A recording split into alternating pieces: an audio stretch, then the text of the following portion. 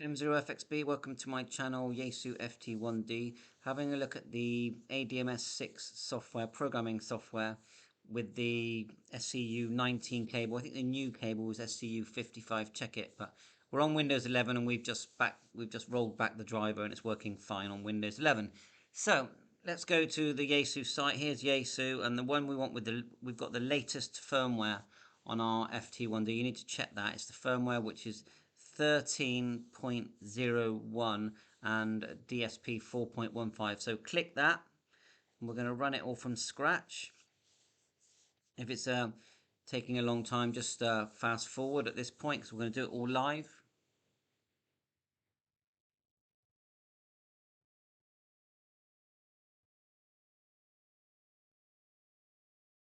There's the file, double click. There is instructions there, but we're just going to click the file underneath, double click again and again, and this time we want ADMS, so we're going to run it. We're going to click extract all. I find that it works better if you do it this way. Oh yeah, I've already got it on the program, haven't I? So on the computer. Double click, keep going, and eventually you get this little shortcut with a little radio there. Once you've got that far, it's going to open, okay? There it is. So the SCU cable is connected to the radio. You need to turn the radio off, put it in what they call clone mode. So turn it off, hold down the F button, and turn it on. The screen says clone, it makes a noise. And then at this point, we need to just check the COM port. So right click, device manager. And on mine, because it's Windows 11, I did have an error. And all you do is, if you have a thing saying, sorry, Windows 11 doesn't support this, right click, click update driver, then click browse my computer,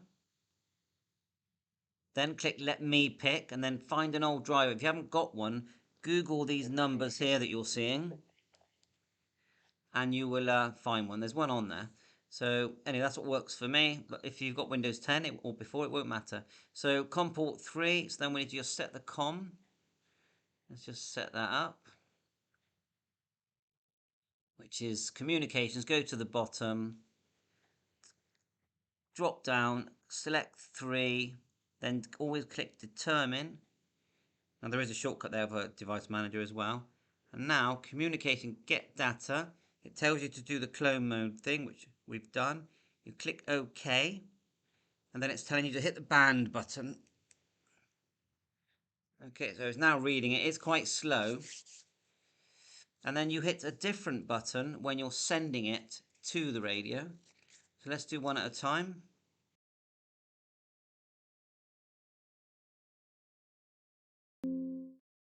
Okay, that says completed. You can see we've read. Now the radio did make a beep. So click OK. Now, interesting to see if we're still in clone mode, but I'll just show you how to change things. So let's add a frequency. So let's add 430.825. That's GB3. Actually, let's do 925. That's GB3. There you go. FI. Let's put our offset in, which is 7. I think now. Oh, here it is there. It's a plus, and I'm sure it's 7.6. Now it's just whether I put the 7 in the right place, like so, and then we'll call it G, we can name it as well, GB3FI. I wonder if it lets you select digital, because on my other one it wouldn't, but we just used AMS mode. Tone mode, so we want tone and 77. Like so. Okay, that's fine. Oh, we've lost our page now. There you go.